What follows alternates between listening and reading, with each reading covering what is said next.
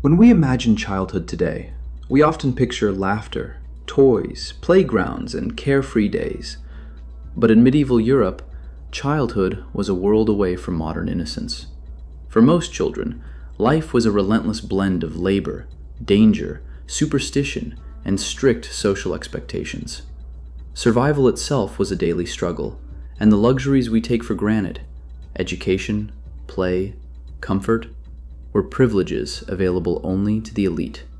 The harsh realities of medieval childhood reveal a world where vulnerability was constant, and growing up was less about discovery and more about endurance. From the moment of birth, life was uncertain. Infant mortality rates were staggering. Historians estimate that up to 1/3 of children died before reaching their 5th birthday. The dangers were not just medical. Poor hygiene, contaminated water, lack of nutritious food, and rampant disease meant that every newborn faced a high likelihood of death. Even in wealthier households, childbirth itself was perilous. Midwives were skilled, but relied heavily on herbal remedies, chance, and superstition, as formal medical knowledge was limited and often dangerous. Parents prayed constantly for the survival of their newborns, placing faith in saints, charms, and holy rituals to protect the fragile life in their arms. For the children who survived infancy, danger did not disappear. Daily life was physically demanding and often brutal. From an early age, children were expected to contribute to their family's survival. Peasant children labored in fields, tending crops, gathering firewood, and assisting with livestock.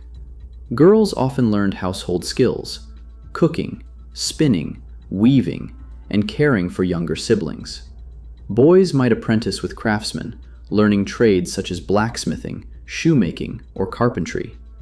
Work began almost as soon as a child could walk, leaving little room for leisure. Play existed, but it was brief and often interwoven with chores. Even toys, if available, were simple wooden figures or dolls, sometimes carved by the children themselves. Education, for most, was rare and harsh. Literacy was largely reserved for the clergy and nobility. Monastery schools taught boys to read Latin, memorize religious texts, and recite prayers, often through strict discipline and rote learning. Physical punishment was common for mistakes or disobedience, and education could be as much about endurance as learning. Noble children, by contrast, received tutors or attended castle schools, learning manners, courtly behavior, and martial skills. Yet even among the wealthy, childhood was structured around preparation for adult responsibilities. Nobles learned political alliances, horsemanship, and the arts of diplomacy almost as soon as they could walk. Nutrition and diet were critical to survival, but often insufficient. Peasant children typically ate a monotonous diet of bread, porridge, and vegetables, occasionally supplemented by cheese, eggs, or meat when available.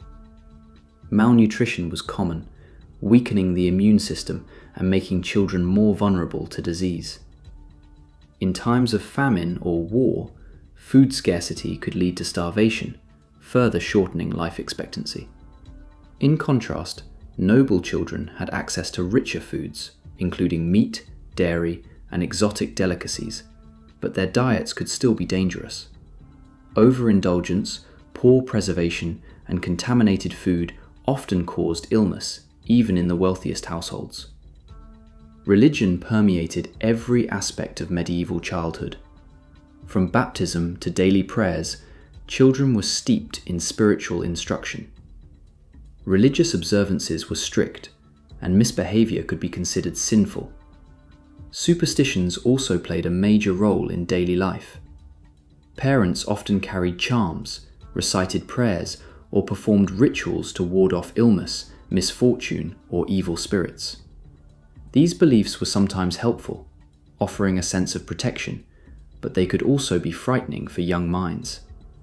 Dreams, accidents, and even minor illnesses were often interpreted as omens, instilling fear and shaping behavior from an early age. Discipline in medieval childhood was notoriously harsh. Corporal punishment was the norm both at home and in schools. Parents and teachers alike believed that physical pain was a necessary tool for teaching obedience and moral conduct. Spanking, whipping, or being locked in small rooms were common forms of discipline. In monasteries, children faced strict routines, long hours of study, and severe penalties for disobedience. For many, childhood was less about freedom and creativity, and more about learning to endure discomfort, hardship, and authority. Danger in medieval life extended beyond labour and discipline. Accidents, animal attacks, and exposure to harsh elements were constant threats. Children were expected to be aware of hazards from a young age. Boys herding cattle might face wolves or wild dogs, while girls tending fires risked burns. Children playing near rivers or wells were at risk of drowning, and illness could spread quickly in crowded villages. There was no safety net, no doctors on every corner, no modern sanitation, and no social services to protect the most vulnerable. Even leisure and play were shaped by survival needs. Festivals, fairs, and seasonal celebrations provided rare moments of joy. Children participated in games, dancing, and communal rituals, but even these were brief respites from the hard work of daily life. Play often doubled as practice for adult skills. Mock battles, archery, and craft games trained boys for combat and trade, while girls learned sewing, spinning, and household management. Fun was never truly separate from preparation for adult survival. Childhood in noble households could be equally demanding, albeit in different ways. Noble boys often trained as pages from the age of 7, learning courtly manners, horse riding, and combat skills. Noble girls were educated to manage households, estates, and social alliances. While they avoided the physical labour of peasants, their lives were regimented, with constant expectations to behave, perform, and prepare for marriage or leadership. Failure to meet these expectations could bring social ruin or harsh reprimand, making psychological pressure another burden of medieval childhood. Superstitions and beliefs shape not only protection, but also fear. Children were warned about witches, ghosts, and curses.